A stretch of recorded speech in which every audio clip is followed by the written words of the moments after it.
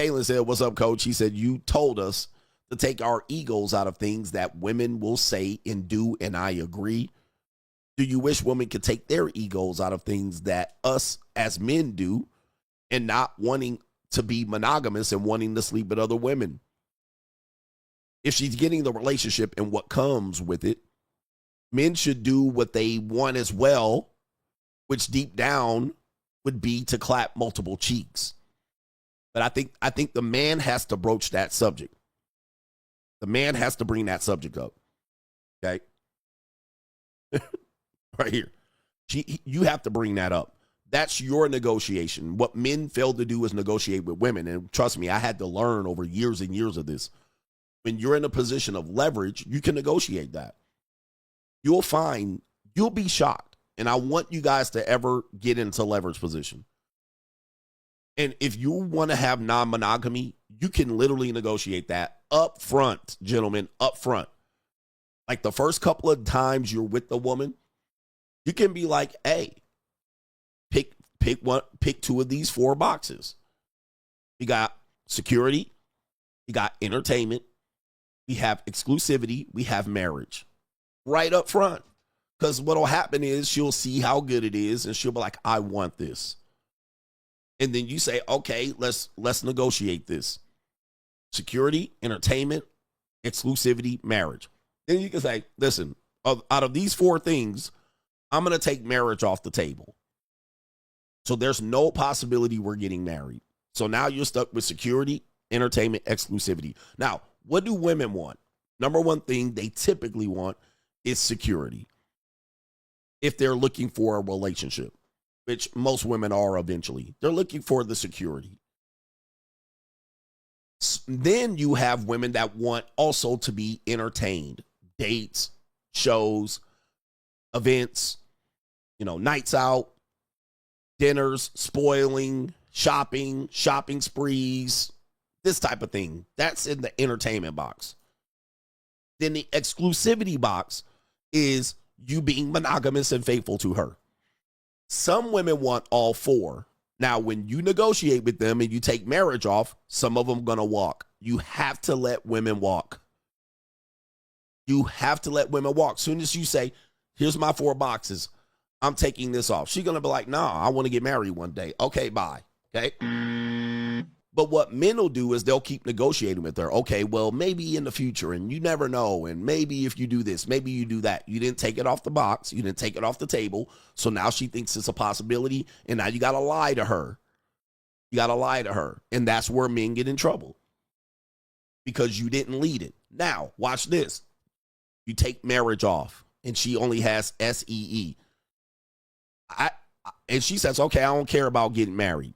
Now you got a good negotiation. Now you have 3 boxes. Then you can tell her, now it's your turn. I took one off the table. You take one off the table. Or you can say, okay, out of these 3 now, I'm only going to offer 2 of the 3. So this is all a part of just being honest and upfront. You're negotiating the power up front.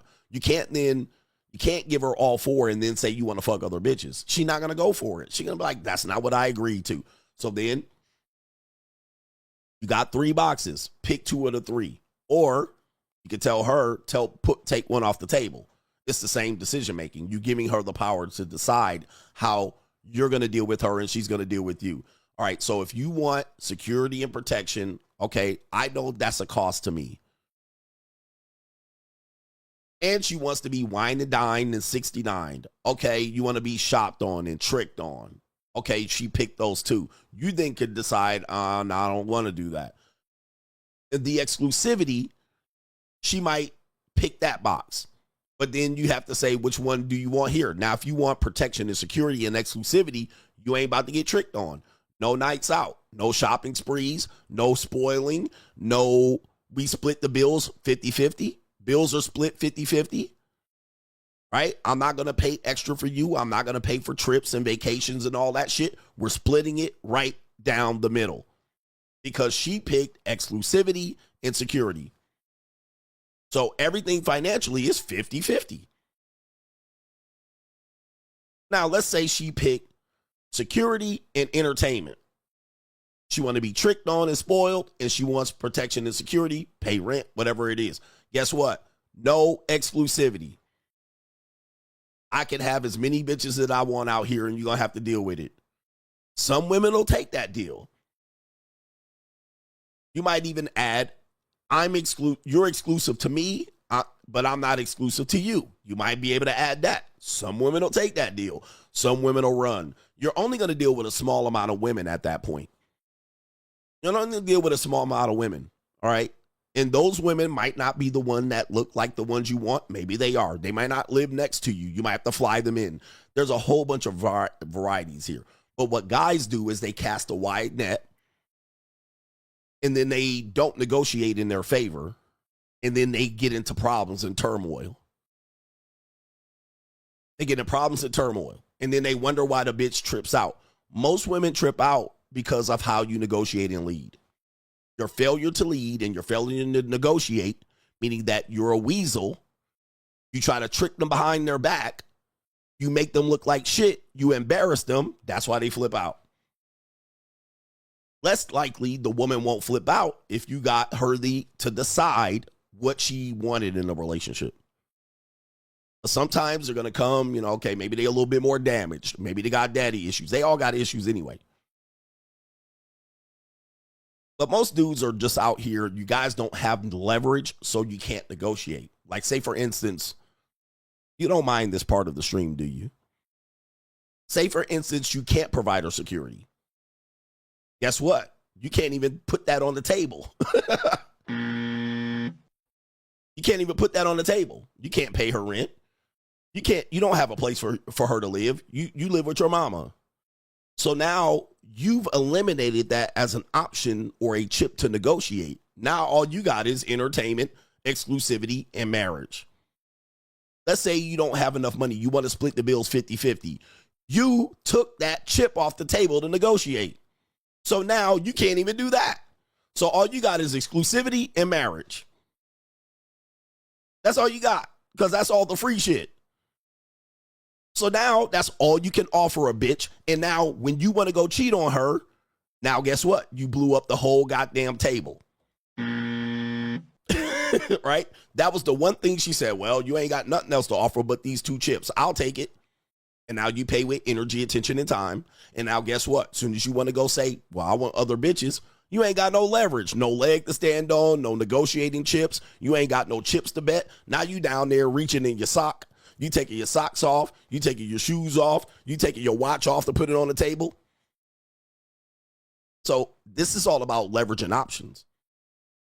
And the men that don't have leverage and options are always trying to convince the men that have leverage and options to negotiate with a horrible hand.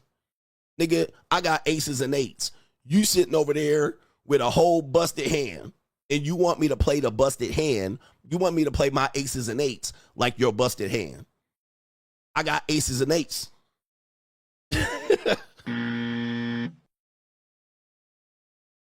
And soon as you don't have no chips, you don't have nothing to gamble, nigga. So you gotta provide and negotiate with exclusivity and marriage. And then as soon as you say you want more hoes and you ain't that dude, she gonna be outside at your car like this.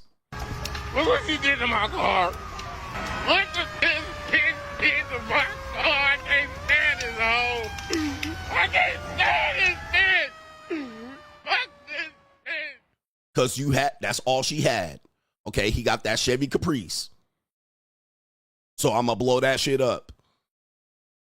Right here. Soon as you want more hoes, you're gonna be like, I'm sorry, what? Nigga, nah, man, I've been paying 50-50 out here. I've been splitting rent. I've been living at my mama's house. You have no leverage.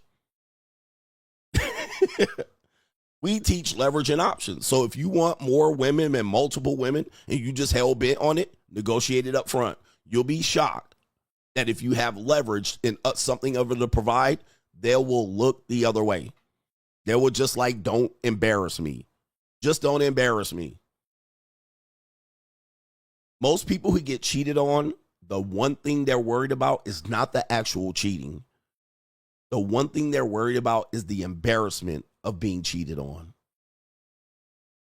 Some people worry about, oh, I can't believe he was in my woman's guts. Right? That feeling of watching another dude, all in your woman's gut. What you're worried about is the embarrassment. Who knew about it? Who didn't know? She was playing in my face. She had this nigga around my kids. She out on the town.